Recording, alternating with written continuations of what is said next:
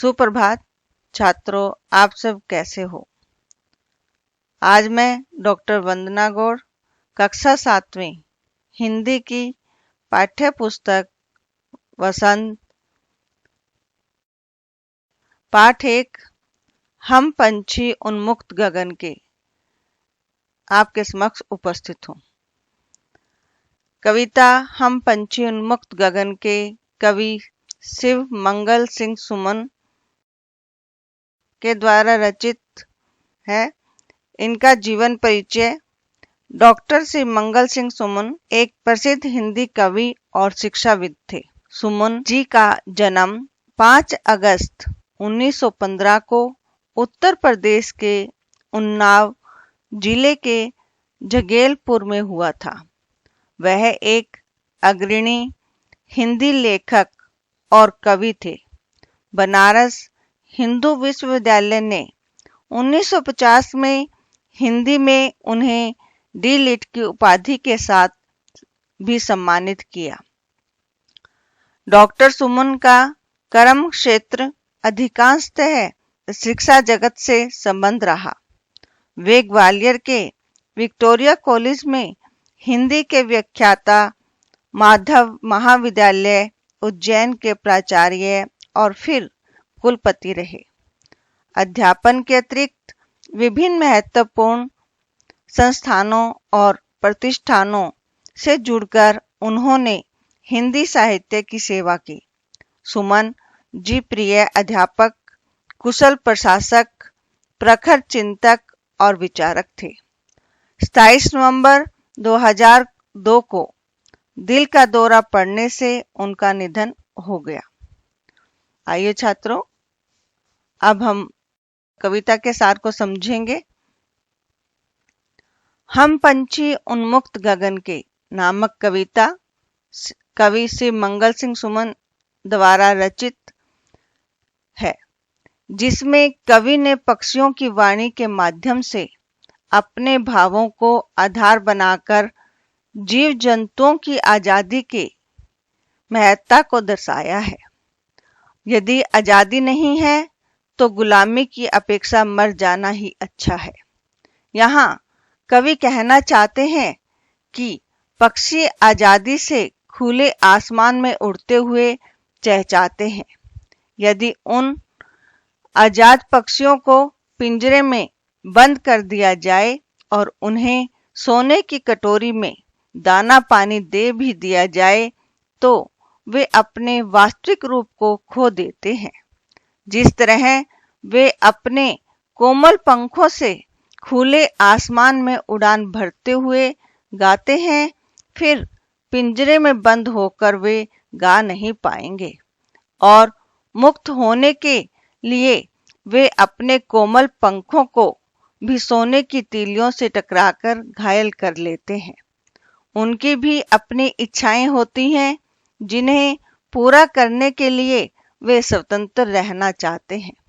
अगर वे पिंजरे में रहेंगे तो उनके लिए केवल खुला आसमान, बहता नीर, पेड़ की डाल सब सपना बनकर रह जाएगा।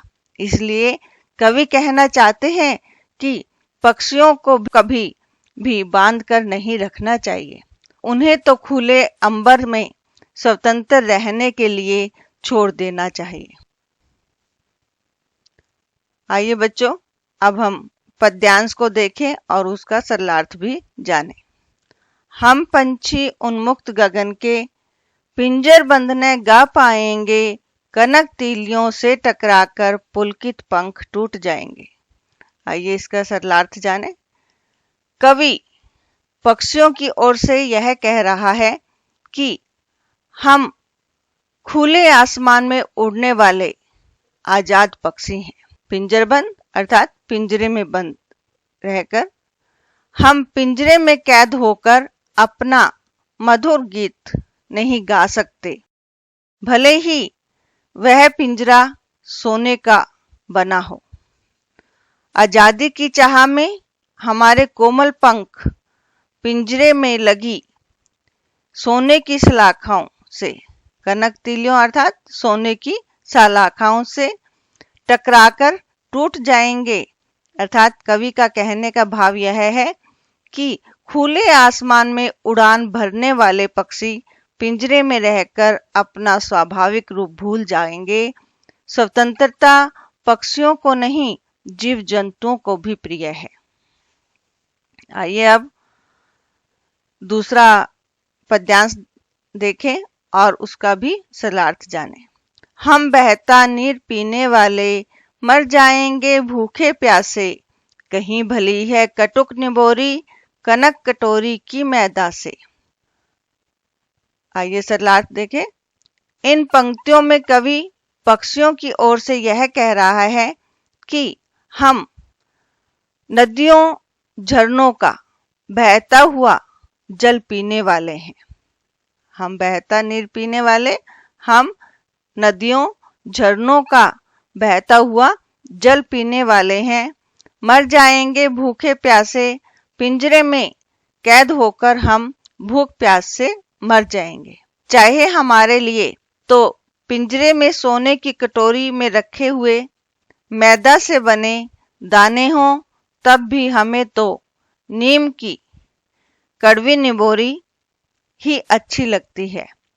अर्थात कहने का भाव यह है कि पिंजरे में कैद होकर सोने की कटोरी में खाने पीने से अच्छा आजाद होकर खुले आसमान में उड़ना है, ताकि आजाद रहकर अपने अस्तित्व को सुरक्षित रख सके।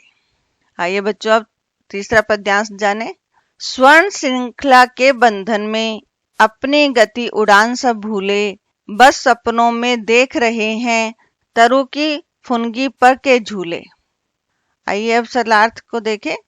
इन पंक्तियों में कवि पक्षियों की ओर से कह रहा है कि हम सोने की जंजीरों में बंधकर, स्वर्ण श्रृंखला का अर्थ है सोने की जंजीरों में बंधन बंधकर अपने स्वाभाविक चाल, गति का अर्थ चाल है, अपनी स्वाभाविक चाल और उड़ान उड़ने की कला सब भूल गए हैं। बस सपनों में देख रहे हैं हम वृक्ष की सबसे ऊपर की टहनी पर, तरु की फुंगनी वृक्ष की सबसे ऊपर की टहनी के सिरे को कहते हैं। पहले हम वृक्ष की सबसे ऊपर की टहनी पर बैठकर मजे से झूला झूलते थे, परंतु अब तो यह हमारे लिए बस सपनों की बात बनकर रह गई है। आइए अब चौथा पद्यांश देखें। ऐसे थे अरमान के उड़ते नीले नभ की सीमा पाने, लाल किरण सी चोंच खोल चुगते तारक अनार के दाने। आओ बच्चों अब इसका सरलार्थ जाने। इन पंक्तियों में कवि पक्षियों की ओर से यह कह रहे हैं कि इस बंधन में पड़ने से पहले हमारी भी इच्छा थी कि नील नभ की सीमा पाने, हम भी नीले आकाश, नभ कहा गया है आकाश को, हम भी नीले आकाश के उस छोर अर्थात जहां आसमान की सीमा का अंत न हो तक उड़े और सूरज की लाल किरणों के समान अपनी चोंच खोलकर अनार के दानों रूपी आकाश के तारों को चुगते रहें। यहाँ पर तारक कहा गया तारों को। कहने का भाव है कि जीव जंतुओं की गुलामी के जीवन ने उनके सारे सपनों और अरमानों का गला घोट दिया है, उनकी खुशियां उनसे छिन गई हैं। आइए बच्चों अब पद्यांश देखें। होती सीमा हीन क्षितिज से इन पंखों की होड़ा होड़ी, या तो क्षितिज मिलन बन जाता या तंती सांसों की डोरी। आइए बच्चों इसका सरलार्थ जाने। इन पंक्तियों में कवि पक्षियों की ओर से उनके मन के भावों को व्यक्त कर रहे हैं कि हम आजाद रहकर उड़ते उड़ते आसमान की सीमा को ढूंढने के लिए निकल जाते हैं। इस प्रयास में या तो क्षितिज के आखिरी छोर तक पहुंचकर ही सांस लेते हैं या फिर उस स्थान को पाने के लिए अपने प्राणों को त्याग देते हैं। अर्थात कहने का भाव है कि पक्षी अपनी इच्छा के लिए कुछ नहीं कर सकता क्योंकि उन्हें आजादी बहुत प्रिय है। आओ बच्चों अंतिम पद्यांश की ओर चले। नीड न दो चाहे टहनी का, आश्रय छिन भिन कर डालो, लेकिन पंख दिए हैं तो आकुल उड़ान में विघ्न न डालो। सरलार्थ को समझे। इन पंक्तियों में कवि पक्षियों की ओर से उनके मन के भावों को व्यक्त कर रहे हैं कि हमें भले ही पेड़ों की टहनियों पर घोंसले भी न बनाने दो या रहने के स्थान को तहस नहस अर्थात नष्ट कर दो। हमें इनकी कोई परवाह नहीं है, लेकिन जब ईश्वर ने पंख दिए हैं तो हम आतुर अर्थात व्याकुल पक्षियों के उड़ान में कोई भी अड़चन मत डालो। विघ्न का अर्थ होता है अड़चन, बाधा, अर्थात हमारे उड़ने के अधिकार को मत छीनो।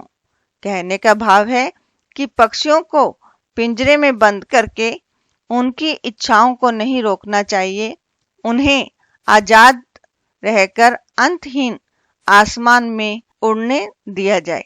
आओ बच्चों, अब शब्दार्थ को भी अच्छी तरह से समझ लें और अपनी उत्तर पुस्तिका पर शब्दार्थ को लिखें।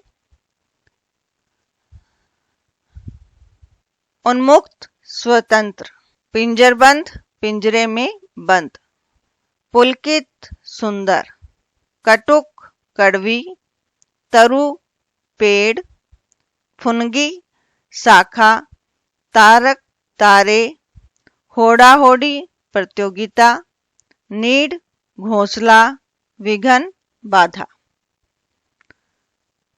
धन्यवाद। आप स्वस्थ रहें, खुश रहें, पढ़ते रहें।